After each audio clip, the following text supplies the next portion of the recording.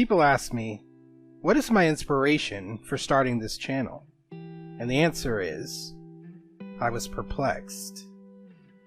I was 6 years old when I had already been told the difference between black and white. VHS tapes and PBS specials taught me quite a bit about America's plight. I was walking the halls of my elementary school, 6 years old. 6 years old, and I remember a boy who told me I wasn't acting my identity because I wasn't acting out. That I really wasn't black because it was all about being bad, being mad, in a gang.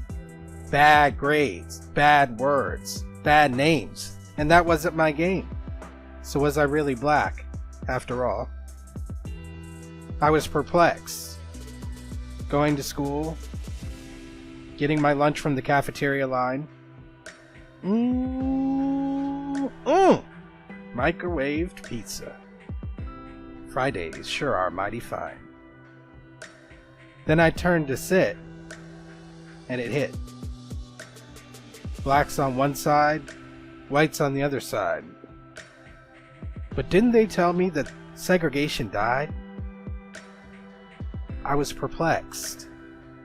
When my white friend of many years came to deny every single instance of racism that I decried with, there's always a possible alternative explanation. It doesn't always have to lead back to the plantation. But often, it did. So I started staying quiet. Until one day, a woman no less than 70 years old looked at me with a hate so great that my friend didn't need to be told that it was a hate born of times of old. She screamed and yelled and raged and flailed, and I was happy because she finally saw the truth of what I say. But did she now know that today for me is no different than any other day? I was perplexed when I learned about the cotton gin. At first I learned it was an amazing machine that sped up the means of production. But once you learn what a cotton gin does, and use the power of deduction, a cotton gin separates the seeds, but it doesn't pick the cotton faster.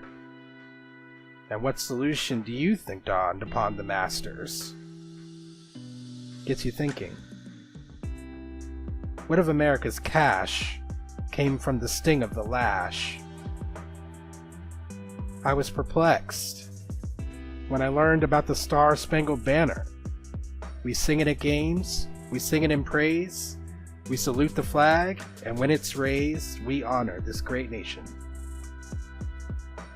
So imagine my surprise when, with a little research more, I found that the anthem had not one stanza, but 4. And in number 3, a small bit of lore. No refuge could save the hireling and slave from the terror of flight or the gloom of the grave. And the Star-Spangled Banner in triumph doth wave o'er the land of the free and the home of the brave. Strange, in the land of the free and the home of the brave, that in it could exist such a thing as a slave. I was perplexed when unarmed black men were shot in the back in the light of day, and then I'd hear people say, these shootings are something new. Why did it seem like there existed so few who knew in their heart, I mean really knew, that the same thing happened to Dr. Martin Luther King, for the exact same reason, for the exact same thing? I was perplexed when people spoke about racism like it was black people's problem. Less and less the case the one who makes it is the one to solve them. But the path that we've chosen to allow everyone free is to come together as countrymen and countrywomen should be.